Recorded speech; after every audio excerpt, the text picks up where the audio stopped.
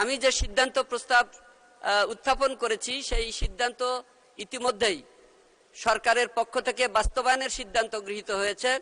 সরকার ইতিমধ্যেই মাননীয় প্রধানমন্ত্রীর সানুগ্রহ সম্মতিক্রমে দেশের 418টি উপজেলা স্বাস্থ্য কমপ্লেক্সকে 50 শয্যা থেকে 101 শয্যায় উন্নীত করার সিদ্ধান্ত গ্রহণ করেছেন, সার্কুলার জারি করেছেন।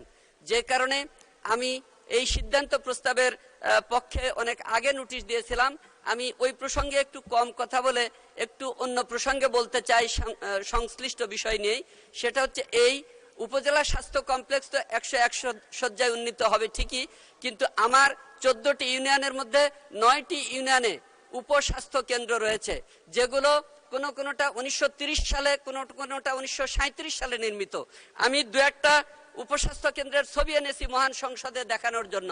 এটা একটা মাটির দোতলা বিল্ডিং, 1930 সালে নির্মাণ করা হয়েছিল, টিনের ছাউনি, যার কোনো দরজা নেই, জানালা নেই, ভিতরে কোনো আসবাবপত্র নেই। এখানে একজন চিকিৎসক বসতে পারে না, পাশের অন্যের জায়গাতে বসে সে এখনো বারান্দায় বসে চিকিৎসা সেবা দিয়ে যাচ্ছে, মানুষ সেইখানে চিকিৎসা সেবা গ্রহণ করছে।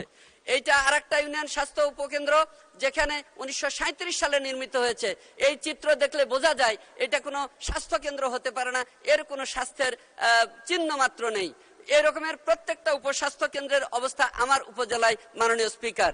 এই কারণে আমি মাননীয় স্বাস্থ্যমন্ত্রীর দৃষ্টি আকর্ষণ করতে চাই যে শুধুমাত্র উপজেলা স্বাস্থ্য কমপ্লেক্সকে চকচকে করলে হবে না, সেইখানে আসন বৃদ্ধি করলে হবে না। যেহেতু গ্রাম এলাকায় উপজেলাগুলো অবস্থিত, গ্রামের প্রত্যন্ত